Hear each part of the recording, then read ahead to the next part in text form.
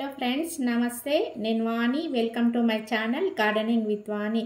ఈరోజు మన వీడియో తులసి మొక్క అండి. మనము పవిత్రంగా భావించే పూజించే తులసి మొక్కకి ఎటువంటి ఎరువులు ఇవ్వాలి, ఎలాంటి జాగ్రత్తలు తీసుకుంటే పచ్చగా గుబురుగా పెరుగుతుందో ఈ వీడియోలో తెలుసుకుందామండి. అన్ని మొక్కలకి ఇచ్చినట్లుగా ఈ మొక్కకి లిక్విడ్ ఫర్టిలైజర్స్ ఇవ్వలేం కదా, ఎందుకంటే మనము పూజ చేస్తాము లేదంటే దేవునికి సమర్పిస్తూ ఉంటాము. కాబట్టి కొన్ని రకాల లిక్విడ్ ఫర్టిలైజర్స్ మాత్రమే తులసి మొక్కకి ఇవ్వగలము. మరి అవి ఏంటి, ఇంట్లో సింపుల్గా ఎలా ప్రిపేర్ చేసుకోవాలో ఈ వీడియోలో చూద్దాము. సో మనకి నవంబర్, డిసెంబరు, జనవరి, ఫిబ్రవరి వరకు చలి ఉంటుంది కదా. ఈ చలి వలన తులసి మొక్క ఆకులు, కొమ్మలు ఎండిపోయినట్లు ఉన్నాయి కదా.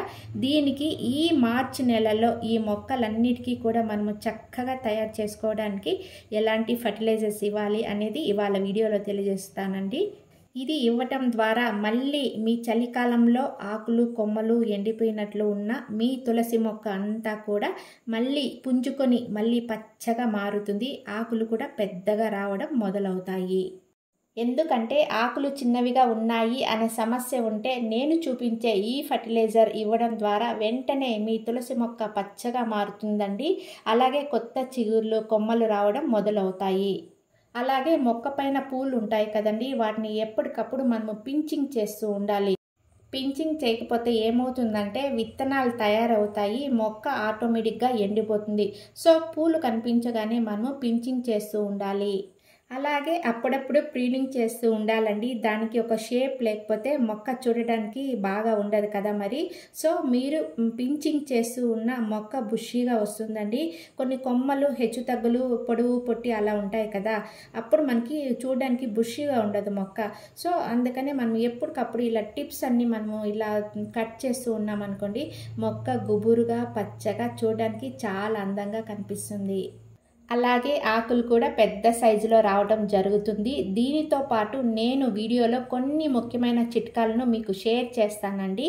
ఈ చిట్కాలన్నీ కూడా మార్చి నెలలోనే మీరు తులసి మొక్కకి చేయడం ద్వారా, దానితో పాటు ఈ నెలలో ఇచ్చే ఈ ఫర్టిలైజర్ వలన తులసి మొక్క పచ్చగా మారుతుంది, ఆకులు కూడా పెద్దగా రావడం మొదలవుతాయి. సో తులసి మొక్క విషయంలో ఈ మార్చి నెలలో చేయవలసిన పనులలో ముఖ్యమైన పని ఏంటి అంటే, మొక్కలో ఎండిపోయిన ఆకులు, ఎండిపోయిన కొమ్మలు, అలాగే సగం మాడిపోయిన ఆకులు ఉంటాయి కదండి, వాటన్నిటినీ కూడా మనం ఇలా చేత్తో తీసేయడం కానీ కట్ చేసేయడం కానీ చేసేయాలి. అలాగే హెచ్చు తగ్గులుగా కొమ్మలు ఒకటి పైకి కిందికి అలా ఉంటాయి కదా, అప్పుడు మనం ఏం చేయాలంటే మన మొక్కకి మంచిగా షేప్ తీసుకోవాలంటే ఇది కరెక్ట్ టైం అన్నమాట. సో ఇప్పుడు మనము ఈక్వల్గా స్టెమ్స్ అన్నిటినీ కూడా మనము ప్రీనింగ్ చేసామనుకోండి, మన మొక్కకి మంచి ఆకారము, షేప్ అనేది వస్తుందండి. ఇప్పుడు ఇలా చేయడం వలన కొత్త కొత్త చిగుర్లు, ఆకులు, కొమ్మలు రావడం అనేది స్టార్ట్ అవుతాయి.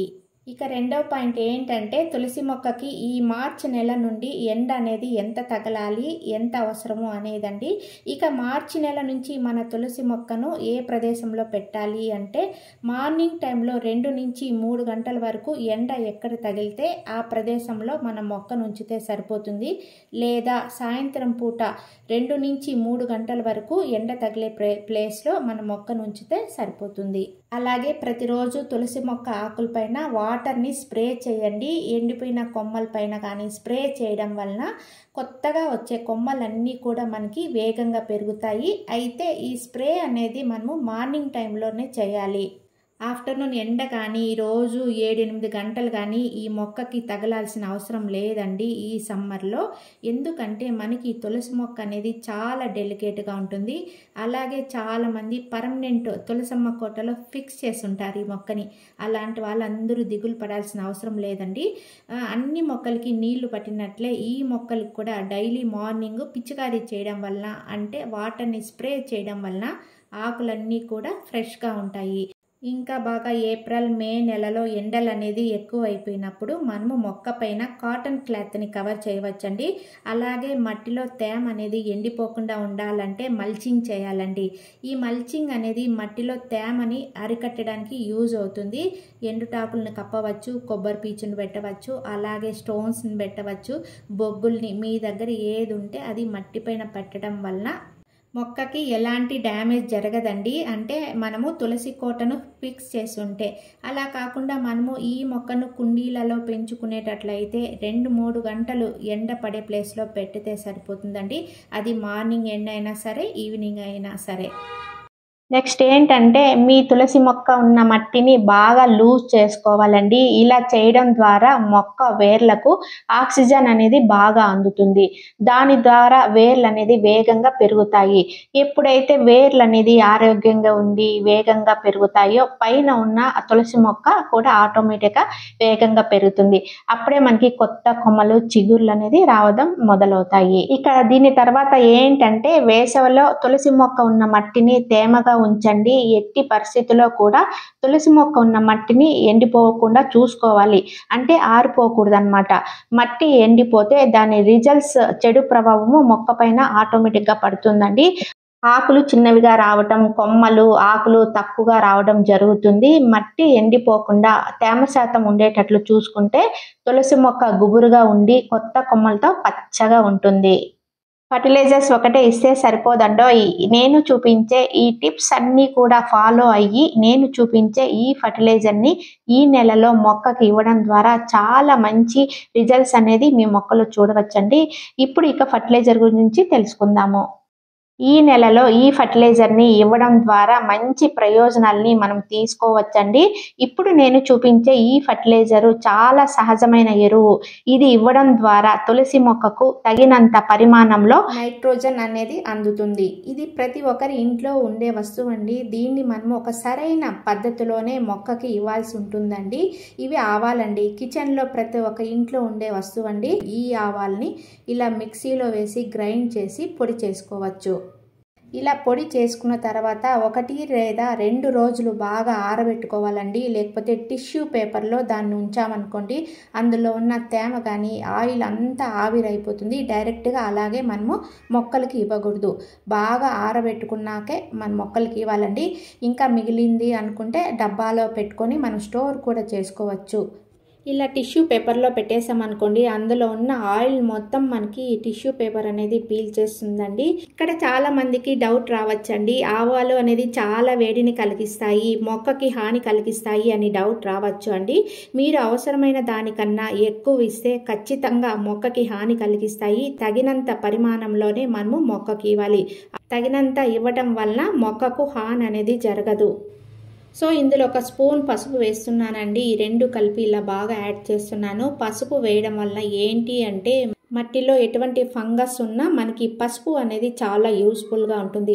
తర్వాత ఎప్సమ్ సాల్ట్ వేస్తున్నానండి. ఒక 3 స్పూన్లు వేస్తున్నానండి. ఆకులన్నీ ఎల్లోయిష్గా అయిపోయి మొక్క అనేది డల్ అయిపోతూ ఉంటుంది కదా. వీటన్నిటికీ కారణం ఏంటంటే క్లోరోఫిల్ అనేది తక్కువ కావడమే. ఈ క్లోరోఫిల్ మొక్కను పచ్చగా ఆరోగ్యంగా ఉండటానికి సహాయపడుతుందండి. ఇది తక్కువ కావడం వల్ల మొక్క అనేది ఎల్లోయిష్గా అయిపోవడము, డల్గా అయిపోవడము, అలాగే ఆకులు అనేది చిన్నగా అయిపోవడం జరుగుతూ ఉంటుంది. కాబట్టి మళ్ళీ మనము ఈ మొక్కని పూర్వ వైభవానికి తీసుకురావాలంటే ఈ మొక్కకు కొద్దిగా ఫీడింగ్ ఇచ్చామంటే మొక్క చాలా హెల్తీగా పెరుగుతుందండి. కాబట్టి మంచి పోషకాలు ఈ మొక్కకి ఇచ్చామంటే మళ్ళీ మొక్క అనేది పూర్వ వైభవాన్ని తెచ్చుకుంటుంది. దీన్ని ఏ విధంగా మన మొక్కకి ఇవ్వాలి అంటే మొక్క సైజుని బట్టి ఇవ్వండి. మీ తులసి మొక్క సైజు 10 to 12 ఇంచెస్ అనుకోండి. లేదా అంతకన్నా పెద్దగా ఉంటే 1 స్పూన్ మట్టిలో కలపండి. లేకపోతే ఇంకా చిన్నది అనుకోండి, 1/2 స్పూన్ మొక్కకి ఇస్తే సరిపోతుంది. సో నేను చూపించిన విధానంలో తగినంత పరిమాణంలోనే మొక్కకి ఇవ్వడం వల్ల ఎటువంటి హాని అయితే జరగదండి. అదేవిధంగా కొన్ని విషయాల పట్ల మీరు జాగ్రత్త వహించాలి. మొదటిది ఏంటంటే మనము ఎలాంటి ఫర్టిలైజర్స్ ఇచ్చేటప్పుడు మట్టిలో తేలికపాటి తేమ ఉండేటట్లు చూసుకోవాలండి. అది అంటే మట్టి అనేది పొడి బారిపోయినట్లు, మట్టి ఉండలు కట్టినట్లు ఉండకుండా కొద్దిగా తేమ ఉన్నప్పుడే మనము ఈ ఫర్టిలైజర్ అనేది ఇవ్వాలి. నెక్స్ట్ టిప్ ఏంటంటే ఎండ బాగా ఉన్నప్పుడు, సూర్యకిరణాలు చురుగ్గా ఉండేటప్పుడు మనము ఎలాంటి ఫర్టిలైజర్స్ మన మొక్కలకి ఇవ్వకూడదు. సో మనము ఫర్టిలైజర్ ఇచ్చిన తర్వాత వాటర్ ఇవ్వాలి కదా. వాటర్ బదులు మనము సమ్మర్ కాబట్టి లిక్విడ్ ఫర్టిలైజర్స్ ఎక్కువగా ఇవ్వడానికి ట్రై చేయండి. నా దగ్గర బియ్యం కడిగిన నీళ్ళు ఎప్పుడు స్టోర్ చేసి పెడతానండి. సో ఇప్పుడు నా మొక్కకి ఇచ్చేస్తున్నాను. దాన్ని కూడా బాగా పల్చగా చేసి మొక్క పీల్చినంత తగినంత మాత్రమే ఇస్తున్నాను. వాటర్ బదులు లిక్విడ్ ఫర్టిలైజర్స్ ఇవ్వడానికి ట్రై చేయండి. సో మనము ఈ ఫర్టిలైజర్ ఇచ్చిన తర్వాత ఇక 15 రోజుల వరకు తులసి మొక్కకు ఎలాంటి ఫర్టిలైజర్ అయితే ఇవ్వకండి.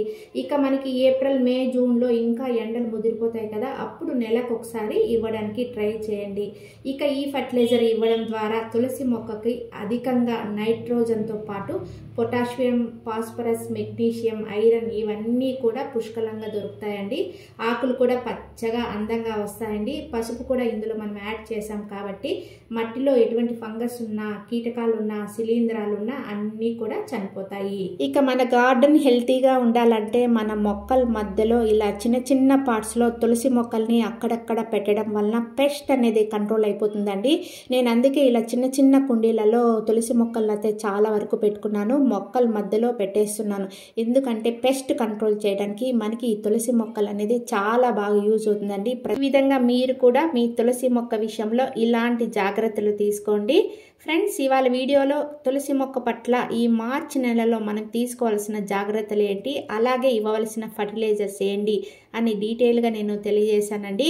ఈ వీడియో నచ్చినట్లయితే ఒక లైక్ ఇవ్వండి, అలాగే ఒక కామెంట్ చేయండి, షేర్ చేయండి, సబ్స్క్రైబ్ చేయండి. సర్వే జనా సుఖినో భవంతు.